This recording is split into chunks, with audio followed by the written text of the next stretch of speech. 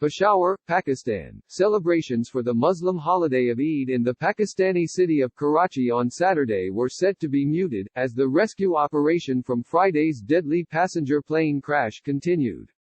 In total 97 bodies were recovered from the wreckage of the Pakistan International Airlines PIA A320 plane, which came down in the residential area known as Model Colony, a spokesperson from the Pakistan Army said. 3 of the passengers killed were children. A PIA spokesman confirmed to NBC News that a U.S. citizen was among the dead. He did not release any more details. 2 passengers survived, among them, Zafar Masood, president of the Bank of Punjab, whose sister Zainab Imam, told NBC News it was a miracle that he was alive.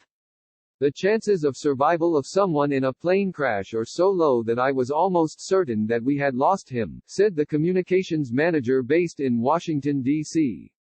She added that she had been paralyzed by fear when she learned of the fatal crash on Twitter, aware that her brother was on the flight.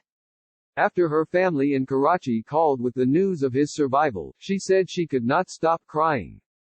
You never think that a miracle would happen to you in that way. It was unbelievable, she said, adding that she had briefly spoken with her brother. Recognizing her family's good fortune, she said, there are so many other families like ours who were not as lucky. We're praying for them, we're sending them strength, we're sending them love. Military crews were still recovering bodies on Saturday after huge cranes rolled in to lift debris. A mobile morgue was also set up as hospitals remained stretched by the deadly coronavirus. Officials said recovering all the dead could take 2 to 3 days. An investigation has been launched into what caused the crash. The plane's manufacturer Airbus said it would provide full technical assistance to investigators in France and Pakistan. Flight 8303 was making the short trip from Lahore to Karachi's Jinnah International Airport, the Pakistan Civil Aviation Authority said. Social distancing rules in place because of the coronavirus pandemic meant only 99 people were on board as every other seat was kept vacant.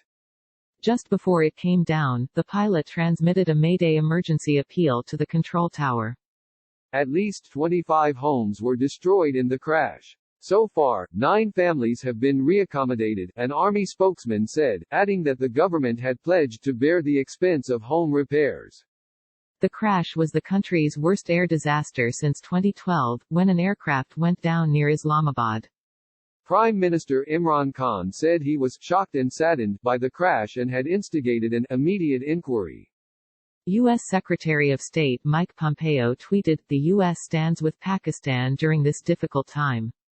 Mushtaq Yousafzai reported from Peshawar and Adela Suleiman from London. The Associated Press contributed to this report.